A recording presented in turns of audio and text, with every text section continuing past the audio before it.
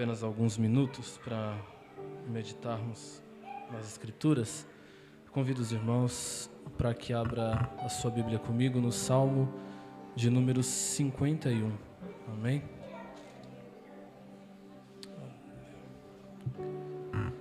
Salmo de número 51, a partir do versículo de número 7.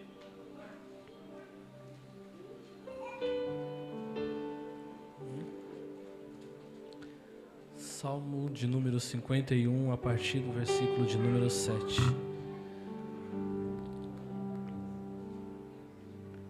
Amém? Os irmãos encontraram? Amém? Que diz assim: Purifica-me com hisopo, e serei limpo. Lava-me, e ficarei mais alvo do que a neve. Faz-me ouvir a felicidade e a alegria, que os ossos que tu quebrastes possam se regozijar. Esconde a tua face dos meus pecados e apaga todas as minhas iniquidades. Cria em mim um coração limpo, ó Deus, e renova um espírito correto dentro de mim. Não me expulses da tua presença e não retires de mim o teu Espírito Santo. Amém? Meus irmãos, nós estamos diante de um texto que foi escrito por Davi e que eu acredito que a maioria dos irmãos saibam em que contexto histórico isso aqui foi escrito. Davi foi um homem escolhido por Deus, ungido pelo profeta Samuel como rei para a nação de Israel. E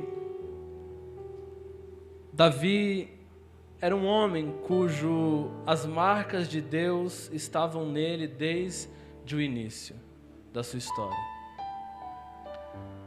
Davi, com as suas próprias mãos, a fim de defender o rebanho a qual lhe havia sido confiado, ele enfrentou um urso e um leão com as próprias mãos.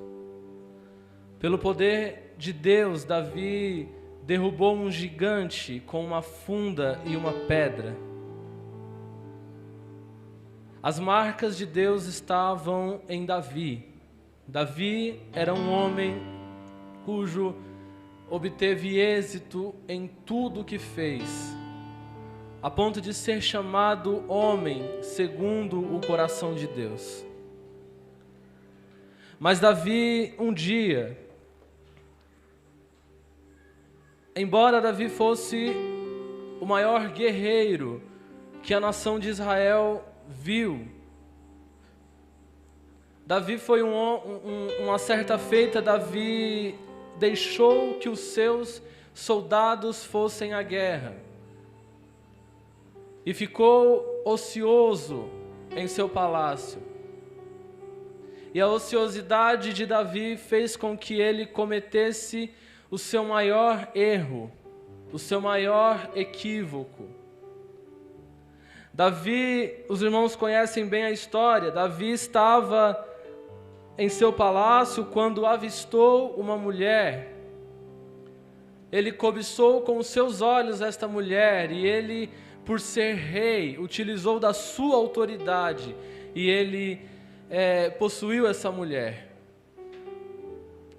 E quando Davi ele comete este erro, quando Davi ele comete este pecado, ele comete esta ofensa contra Deus, Davi não o bastante, ele procura encobrir o seu erro, ele procura ocultar o seu erro. Então ele manda que o marido desta mulher, que era Urias, que era um grande guerreiro, venha até a cidade onde eles estavam, venha de volta ao palácio.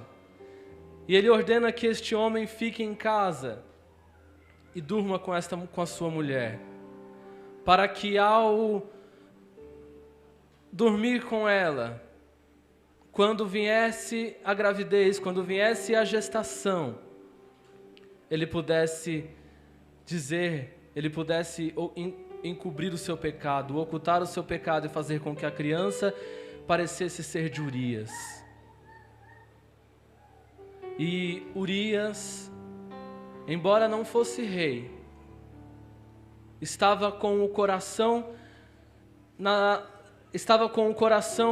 voltado para aquela missão, para aquela guerra.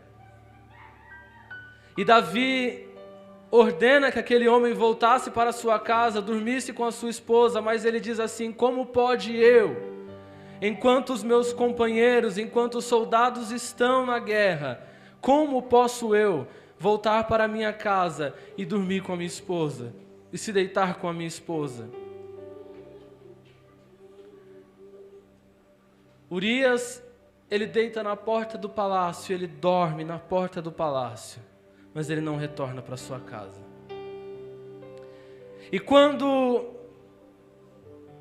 Davi, ele percebe que o seu plano não daria certo, Davi, ele ordena Urias de volta para a guerra, mas manda consigo uma carta, e esta carta ordenava que Urias fosse colocado na frente da guerra, na posição da guerra que não era a sua posição.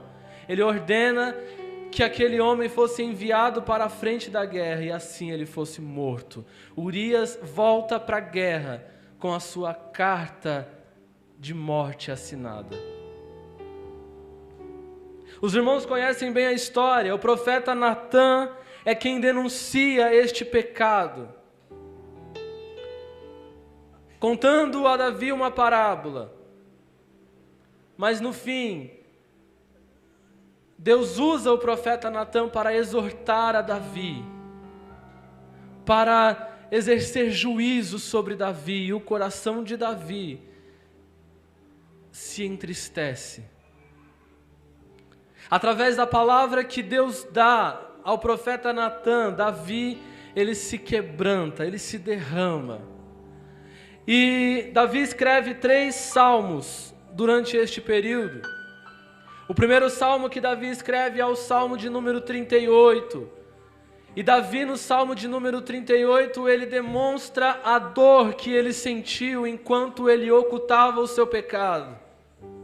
No salmo de número 51, Davi está clamando a Deus por misericórdia, que foi este salmo que nós lemos. E no salmo de número 32, Davi, ele expressa a alegria de ser perdoado por Deus quando ele se arrependeu. Mas a grande questão que a história de Davi nos aponta é de que o pecado não vale a pena. O grande ponto do Salmo de número 51 e dos demais salmos, a história de Davi nos demonstra que não importa o quão poderoso você seja, não importa o quão astuto você seja, o pecado não vale a pena. Porque ainda que o pecado de Davi não viesse à tona, ainda assim o seu pecado não valia a pena, porque Davi disse assim: enquanto eu me calei, os meus ossos se apodreceram. Enquanto eu me calei, os meus ossos se apodreceram, porque o pecado mata, porque o pecado fere, porque o pecado dói, o pecado machuca. O pecado, ele se apresenta com a aparência de algo bom, de algo bonito, de algo que se assemelha a coisas belas, coisas grandes, mas o seu fim é triste, o seu fim adoece. E o salário do pecado é a morte. E aí Davi, quando ele está escrevendo este salmo, ele diz assim: Senhor, tem misericórdia de mim, segundo as tuas benignidades. Tem misericórdia de mim e apaga as minhas transgressões. Porque chega um ponto que Davi reconhece que o seu estágio já não está mais dentro das suas soluções. Davi já não tem mais forças para ocultar os seus pecados, mas Davi, ele se lembra de que há um Deus que é misericordioso, e ele se volta para Deus e diz: Senhor, tem misericórdia de mim, segundo as tuas benignidades. E no salmo que nós lemos, nós vemos o salmista dizendo: Senhor, no versículo de número 7, ele diz assim: purifica-me com isopo, e serei limpo, lava-me e ficarei mais alvo do que a neve. Purifica-me com isopo. O isopo era uma planta que era utilizada para diversas finalidades, mas havia uma finalidade específica. Quando alguém era diagnosticado com lepra, quando alguém era diagnosticado com feridas no corpo, o sacerdote, ele utilizava o isopo, que era uma planta, eles torciam e eles passavam sobre as feridas do leproso. Em outras palavras, o salmista estava dizendo: Senhor, sara as feridas que o pecado me causou. Senhor, sara as feridas que o pecado me causou. Meu irmão, eu não sei como você entrou aqui nessa noite. Eu não sei como foi que você chegou aqui nessa noite, mas Deus está falando com alguém e Deus está dizendo: eu tenho o poder de sarar as feridas que o teu passado te causou. Eu tenho o poder de sarar as feridas que o pecado te causou. Eu tenho o poder de sarar as feridas que o pecado deixou em você. Purifica-me com isopo e lava-me. Não importa o quão sujo você se apresente diante de Deus. Não importa o quão sujo você se apresente diante dele. O apóstolo João, ele diz assim, que o sangue de Jesus nos purifica de todo pecado. E sabe para que servia o isopo? Para que no dia da Páscoa, no dia da cerimônia da Páscoa, o sacerdote pegasse o isopo, molhasse no sangue e aspergisse sobre o povo. O sacerdote pegava o isopo, molhava no sangue e aspergia sobre o povo, porque ali era um prenúncio, uma profecia dizendo que o sangue que ele verteria na cruz nos purificaria de todos os nossos pecados. Não importa quão sujo você se apresente diante de Deus, o sangue de Jesus nos purifica de todo o pecado. Não importa o quão imundo você se apresente diante de Deus, o sangue de Jesus nos purifica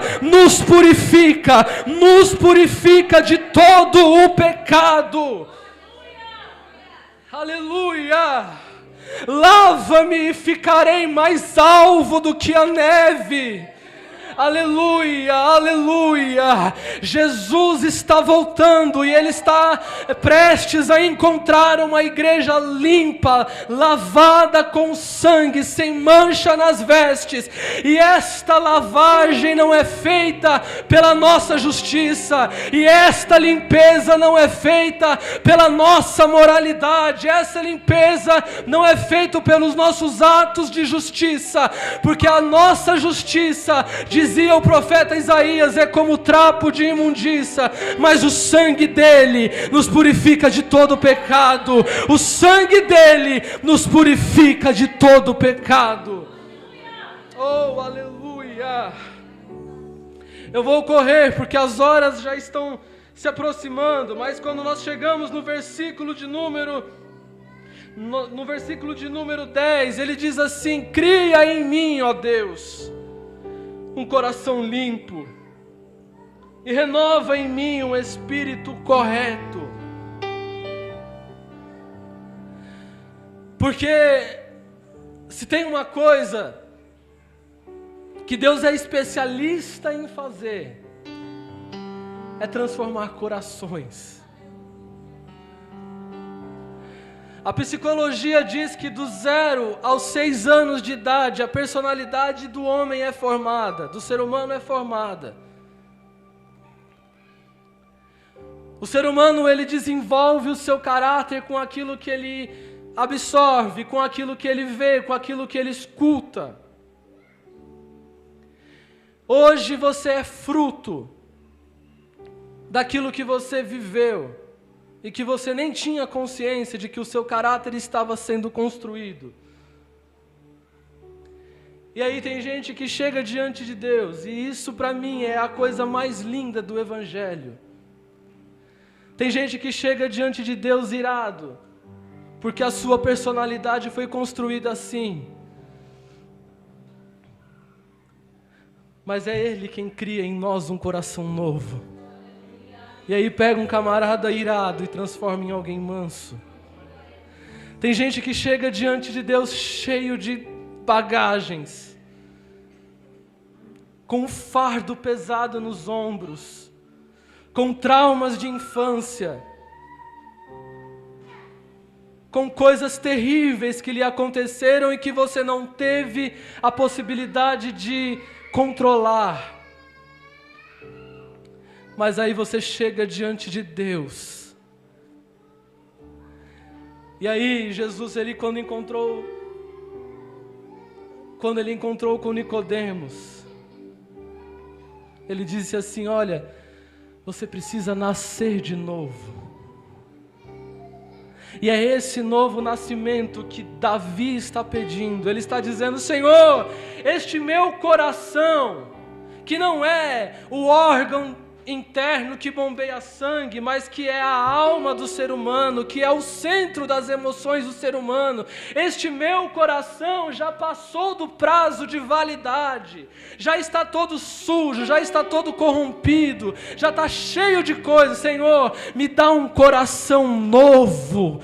Eu preciso de um novo coração. Meu irmão, eu não sei o quanto de angústia tem dentro desse coração, mas quando você nasce de novo, Ele renova este coração e Ele troca este coração ferido por um coração limpo, por um coração puro.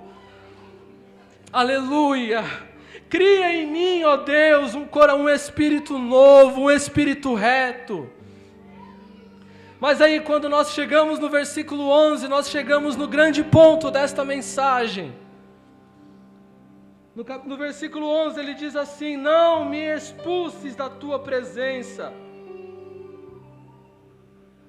e não retires de mim o teu Espírito Santo. Sabe por quê, meu irmão? Porque você pode perder qualquer coisa, mas você não pode perder o Espírito Santo. Meu irmão, se for preciso, perca os teus amigos, mas não perca o Espírito Santo. Se for preciso, perca os teus familiares, mas não perca o teu Espírito Santo. Se for preciso, perca dinheiro, mas não perca o Espírito Santo. Se for preciso, perca prestígio, perca fama, perca dinheiro, perca o que for, mas não perca o Espírito Santo. Porque é este Espírito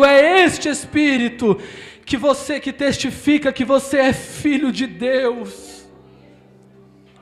Nós não podemos perder o Espírito Santo. Davi era um homem que tinha muitas coisas, e que o seu pecado colocava em xeque muitas coisas. Mas Davi, quando se apresentou diante de Deus arrependido pelo seu pecado, ele disse: Senhor, não me lances fora da tua presença e nem retires de mim o teu Espírito Santo. Você não pode perder o Espírito Santo. E a grande intenção desta mensagem era expor o porquê nós não podemos perder o Espírito Santo. Eu não tenho tempo aqui mais de falar ponto por ponto, mas eu posso te falar algumas coisas. A primeira razão pelo qual nós não podemos perder o Espírito Santo é porque é o Espírito Santo que nos santifica.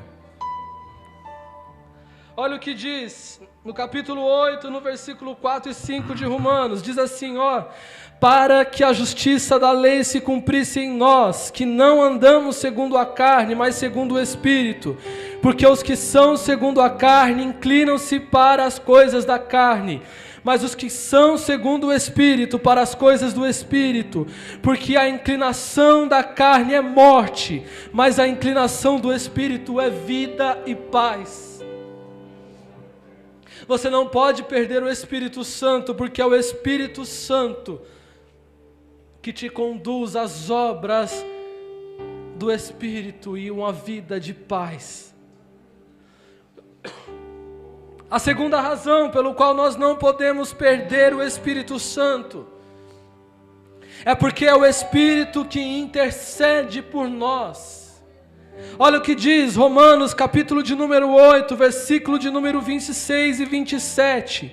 E da mesma maneira também o Espírito ajuda as nossas fraquezas, porque não sabemos o que havemos de pedir como convém, mas o Espírito intercede por nós com gemidos inexprimíveis. E aquele que examina os corações sabe qual é a intenção do Espírito, e é Ele que, segundo Deus, intercede pelos santos. Meu irmão, a grande beleza de se ter o Espírito Santo dentro de nós é que quando nós precisamos orar, mas nós não temos palavras para falar, o Espírito intercede por nós com gemidos inexprimíveis. A grande razão pelo qual nós não podemos perder o Espírito Santo, o Espírito intercede por nós quando a nossa alma está angustiada ao ponto de não conseguir orar. Quando a nossa alma está angustiada a ponto de não conseguir falar com Deus, o Espírito intercede por nós com gemidos inexprimíveis. Aleluia! A terceira razão pelo qual nós não podemos perder o Espírito Santo, porque é o Espírito que testifica em nós que nós somos filhos de Deus. Romanos capítulo 8, versículo 15 ao 17 diz: porque não recebestes o espírito de escravidão, para que outra vez estardes em temor, mas recebestes o espírito de adoção de filhos, pelo qual clamamos, Abba, Pai. O mesmo Espírito testifica com o nosso espírito que nós somos filhos de Deus, e se nós somos filhos, nós somos também herdeiros, e herdeiros de Deus e co-herdeiro com Cristo. Se é certo que com Ele padecemos, também com Ele seremos glorificados. Aleluia, esse Espírito que nós não podemos perder testifica em nós que nós somos filhos de Deus. Aleluia. E a última razão pelo qual nós não podemos perder o Espírito Santo é porque o Espírito nos foi dado como penhor. Aleluia. Olha o que diz 2 Coríntios capítulo de número 1, versículo de número 21 e 22, mas o que nos confirma convosco em Cristo e o que nos ungiu é Deus, o qual também nos selou e nos deu o penhor do Espírito em nossos corações. Este Espírito, ele testifica em nós que nós somos propriedades dele. Sabe o que é um penhor? Um penhor é uma marca. Quando alguém compra uma propriedade, quando alguém comprava uma propriedade, um animal, um escravo ou qualquer coisa que fosse, ele marcava este animal, este escravo, este objeto. Ele colocava um selo, uma marca, para que quando ele voltasse para buscar, ele encontrasse e dissesse: é meu, eu comprei, eu coloquei a minha marca, eu paguei e é meu. é propriedade minha. Você não pode perder o Espírito Santo, porque o Espírito é o penhor, é o selo da promessa. É o Espírito que confirma diante de Deus, que nos confirma diante de Deus como suas propriedades, como sendo seu. Meu irmão, eu preciso te dizer isso antes de encerrar essa mensagem. Eu sei que há muitas pessoas que têm dentro dos seus corações uma necessidade de pertencimento, que dizem assim: eu não sei porque eu vim ao mundo, eu não sei para que eu existo, eu não sei qual é a minha função, eu não sei o que eu sou. E pode ser que alguém entrou aqui dizendo: eu não sou ninguém, eu não sou nada, eu não tenho nada. Mas Deus me deu esta palavra para te dizer: você é minha propriedade. Você é minha propriedade, você é meu, eu te comprei, eu te paguei com o meu sangue, eu te selei com o meu Espírito para um dia te buscar e te levar para sempre estar comigo, porque você é meu, você é minha propriedade e eu te selei. Por isso não perca o Espírito Santo. Por isso não perca o Espírito Santo. Não perca o Espírito Santo. Não perca o Espírito Santo. Assim como o pastor Sidney falou aqui, como aquela casa precisava estar no alicerce para que quando a tempestade viesse ela não fosse abalada. Assim como aquelas virgens, quando o noivo chegasse, ela precisava ter azeite na botija. Assim é a vinda do Filho do Homem. Ele está procurando aqueles que têm a sua marca, aqueles que têm o seu Espírito, para poder dizer: este é meu, este eu comprei, esta é a minha propriedade, eu paguei com o meu sangue e eu os dei o meu Espírito, para que quando eu viesse buscar, eu pudesse encontrá-los.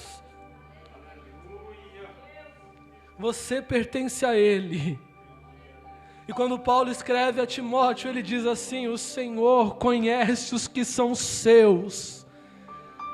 O Senhor conhece os que são seus. É por isso que Deus fala com você em cima deste púlpito, porque Ele te conhece, porque você é dele. Ele não vai te perder, Ele não vai abrir mão de você, Ele não vai abrir mão de você. Aleluia, aleluia. Eu vou encerrar, mas eu gostaria de fazer uma oração. Fique em pé, por favor.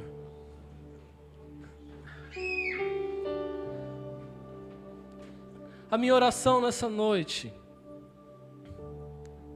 é para que, independente do que você viva, você permaneça com o Espírito dentro de você. E se nessa noite, por alguma razão, os fatos, os acontecimentos dos últimos dias têm tentado afastar você, ou afastar o Espírito de você, assim como Paulo disse na carta aos Tessalonicenses: não extingais o Espírito Santo. Não extingais o Espírito Santo. Não extingais o Espírito Santo. Não apagueis o Espírito Santo. Não apagueis o Espírito Santo. Deus está falando com alguém aqui nessa noite. Não apaguem o Espírito Santo. Você não pode perder o Espírito Santo. A minha oração nessa noite é para que este Espírito se mantenha aceso dentro do seu coração. E para que quando Ele vier, Ele encontre em você a marca da promessa. que quando Ele vier, Ele encontre em você o selo da promessa. Eu vou orar, porque as horas já estão avançadas. Mas que você peça isso nessa noite. Que esse espírito não se apague. Assim como aquele altar que Deus estabeleceu diante do tabernáculo, que era chamado de altar do holocausto. Deus disse assim: olha, vocês vão construir este altar. Mas tem uma coisa. Vocês vão preparar o sacrifício. Vocês vão pegar algo que represente os seus pecados. Vocês vão colocar diante deste altar do holocausto. Os sacerdotes vão se santificar, vão trocar as vestes. E eu vou responder este sacrifício com fogo. Mas tem um porém. Este fogo arderá continuamente sobre o altar e não se apagará.